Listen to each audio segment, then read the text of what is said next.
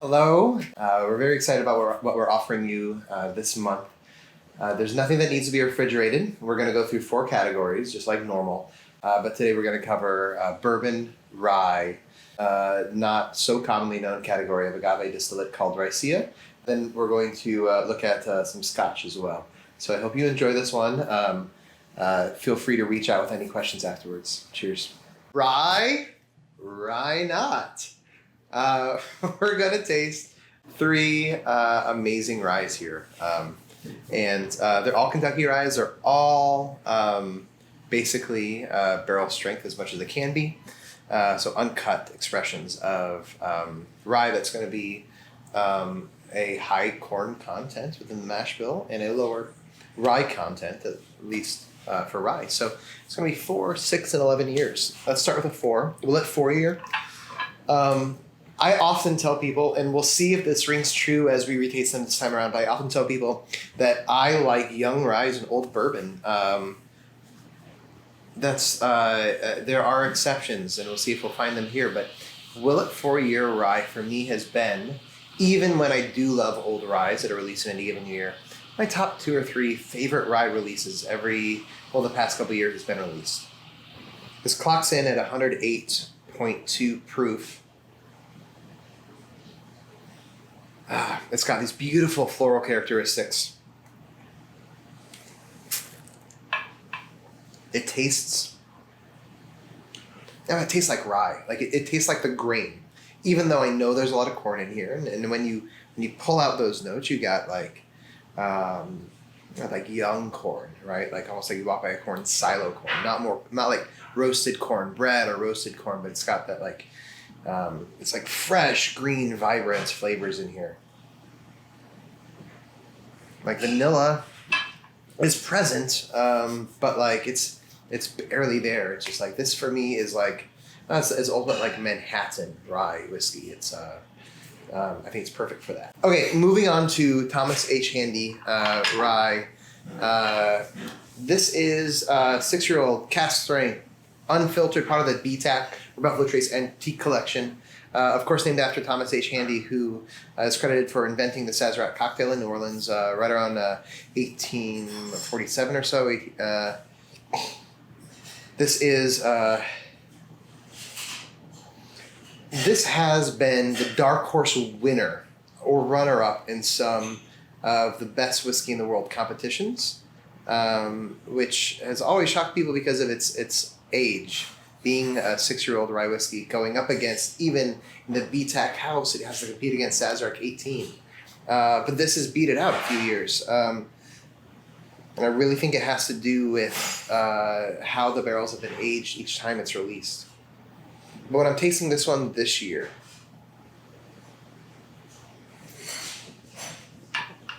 and honestly, if you've had Sazerac rye whiskey, you're going to notice that this one has that like really nice sweetness coming from the corn here. This one has just like candied fruit.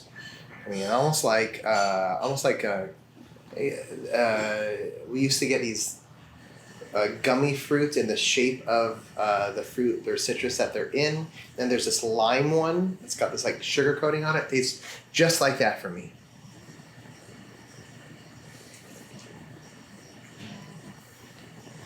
Beautifully sweet but balanced and spicy note to it. This one's clocking at 129 proof. So this one's not playing around.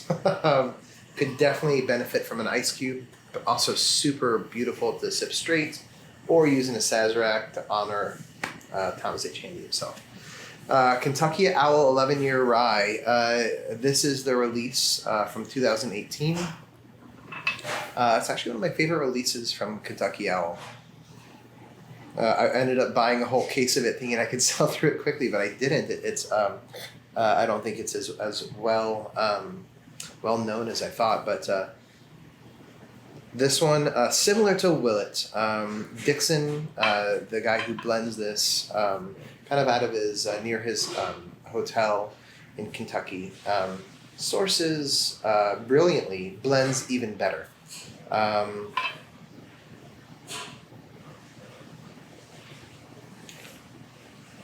undisclosed sourcing.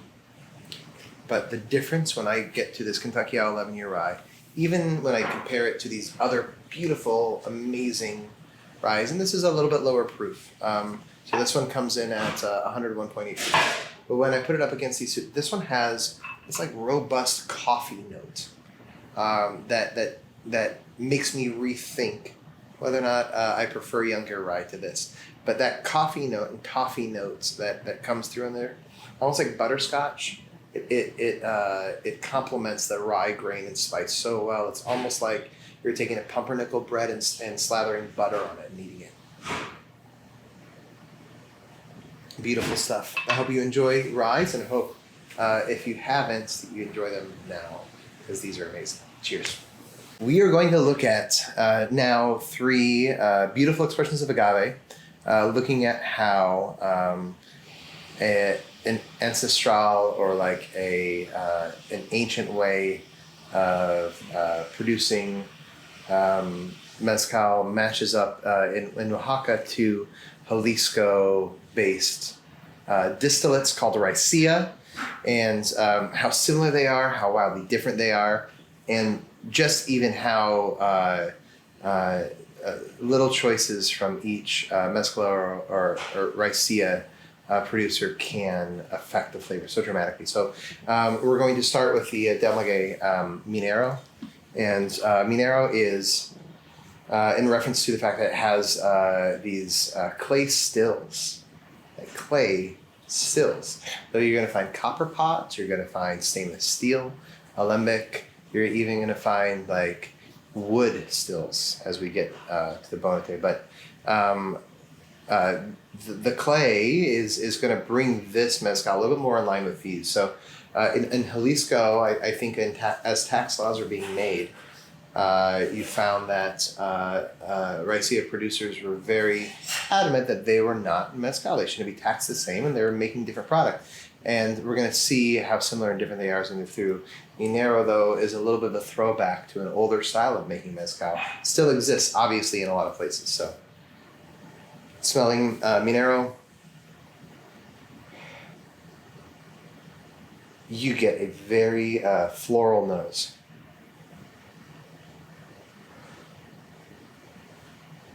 Like not, I mean, there's a little bit of like a little bit maybe of rose in there, but it's like a flower garden. You get like daffodil and all this like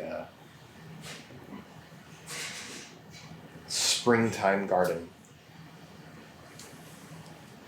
Tulips in bloom. Okay, when you get into the nose, subtle hits of vanilla. I think you got this like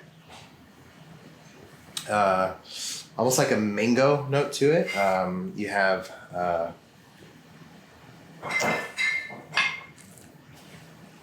even some like stone fruit again in there, like star fruit. Finishing with a little bit more funk.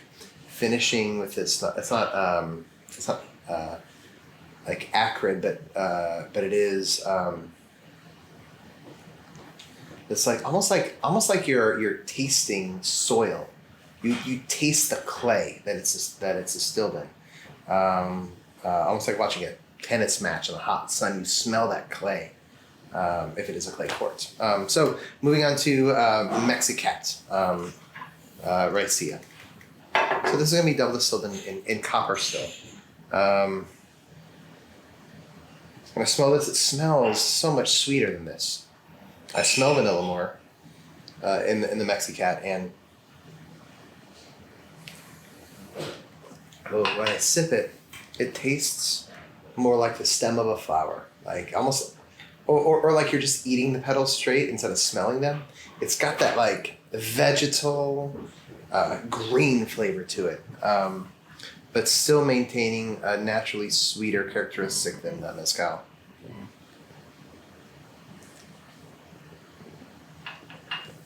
And I think that is very lovely to drink. It's very expressive. Minero is one of my favorite mezcals.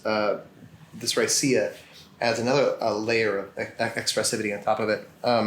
When I'm going to then this, and I know I'm pronouncing it wrong, but the Bonete here. So here they're doing this still that is made from the sacred oak tree and it's single distilled and like a double distillation here. So little choices on here, but the fermentation is wild on these. And you smell cheese in there right away, almost like a Gloucester cheddar. You get cheese rind, you get this like wild funk in there, which is really nice.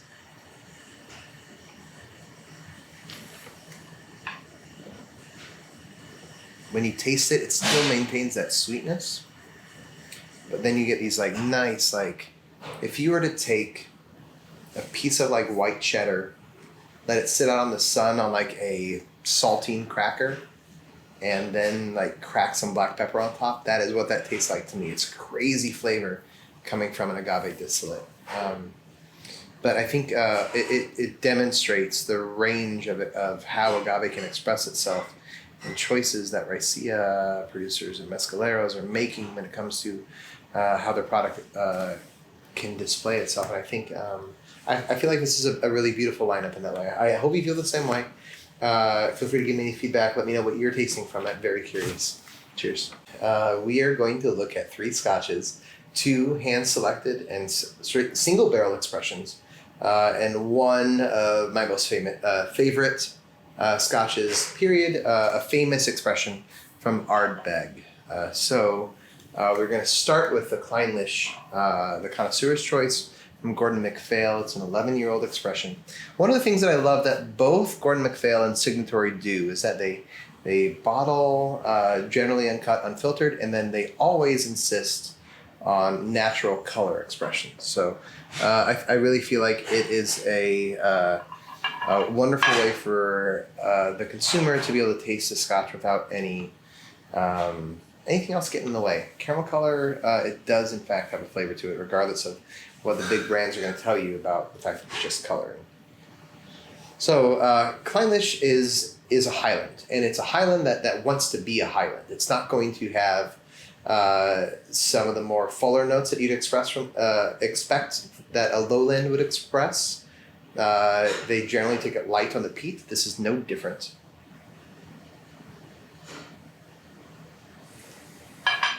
When I smell and taste it, it's just going to have that like heather note in it, that honey. It is going to be that oak influence is really nice and present in there.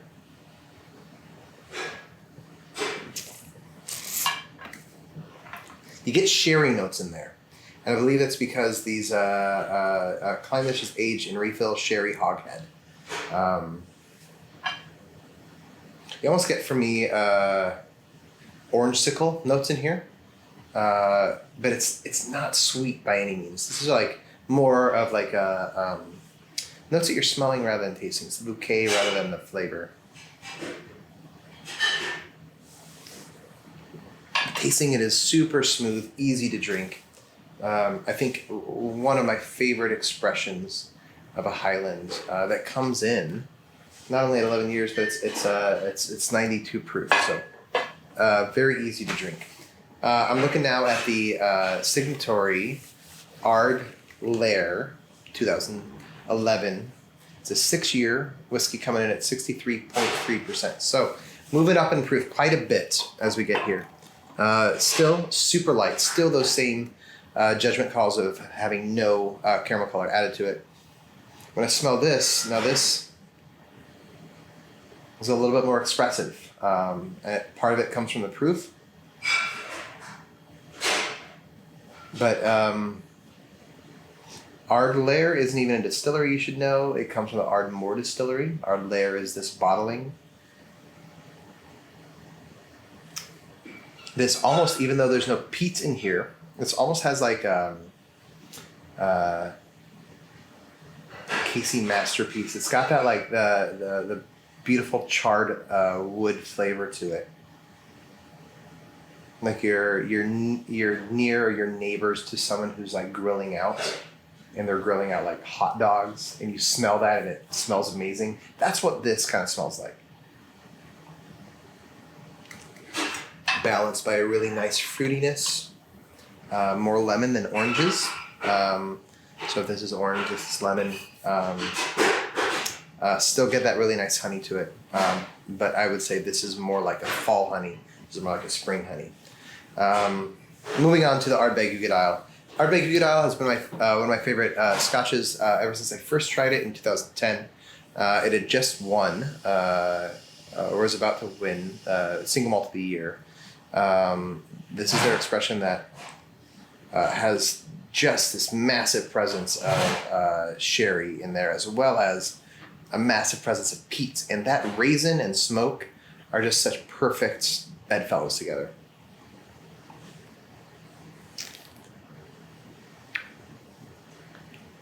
So Uigeadail comes from a lake where a lot of the peat bog that they get the peat from to malt their barley or stop the malting process comes from. It's got lots of legend associated with it, but this, as you'd expect from a peat-laden lake, this has a massive amount of peat to it. So you get that iodine there in the background, but then the smoke comes in.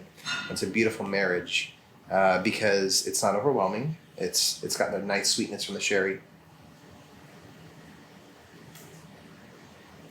Like, all in all, you give that to me near a fireplace or near a solo stove or your campfire outside. That's like that is ultimate drinking scotch right there, because you have to sip it slowly. It's not going to let you sip it fast. It's non-chill filtered, so like pour any of these over ice, but these two in particular, they could like stand to have one ice cube in there. I hope that's a nice way of showing how an older scotch, a younger scotch, and a peated scotch can give a range for what this style can do. Cheers. We're going to taste through 3 Maker's Mark Private Selects. I've been fortunate enough to have the privilege of doing the second barrel of Maker's Mark, a Private Select that was ever done for Illinois. And then since then, I love that process so much that I've picked out 2 others. Picked out just over 25 barrels of bourbon in my life, and my favorite processes have always been the Maker's Mark Private Selects. It's such a unique experience, and I think part of it is you get to blend, to design your unique combination of staves. So to explain that, you have right around 9-year cast strength Maker's Mark. You have a ring sitting in the barrel, and they'll hang experimental oak staves to it. And they'll list on the back of each bottle which ones you chose. But when you're choosing them, they name them based off the flavors that they think would come to mind when you taste them. And they range from Baked American Pure 2, Seared French Cuvée, the Maker's 46 stave, Roasted French Mocha, and Toasted French Spice. So you're going to try today Common Good's first expression of it, and then the first 2 I did at Longman and Eagle. So let's start with Common Good First Lap. Now, this Common Good First Lap has 5 Seared French Cuvée staves, 4 Roasted French Mocha, and 1 Toasted French Spice. I would love your feedback on here as you're tasting through these. So I have very specific tasting notes that led us to design these the way we did. When I am smelling and tasting that, I get a creme brulee. There's a lot of vanilla coming through. There's a little bit of chocolate. In fact, I think I get this like marshmallow. I like to call it almost like a inside-out s'more. Almost like starts with a marshmallow and chocolate and goes all the way to almost like a graham cracker and spice coming through. When I try the Longman and Eagle, first one that we did, I did not like Maker's 46 at all. So we avoided that stave at all costs. We did throw a couple ones in our second one, but we'll get to that in a second. Here with this, we just called it Longman and Eagle as our first name there. And all the other staves in a various combo. And it ended up with this body on it that's just, it coats your entire palate. You get tannins, you get spice. It's a perfect winter sipper, cold night sipper. It has such beautiful structure. When we move on to the red top one that we did, This one smells and tastes like vanilla panna cotta to me, or banana panna cotta. Maybe would be a more accurate way of saying it. It has that taste and texture of a smooth, silky, custardy dessert. It's a really beautiful thing about it. We are going to probably do 2 more barrels this summer. So if you are interested in this, feel free to reach out and let me know if you would want to be in for a bottle and meet the master distiller, because I think we're going to bring them up and have like a little private dinner for people who like can commit to buying a case or something of whiskey. But these are some of my favorites. I hope you enjoy them too. Cheers.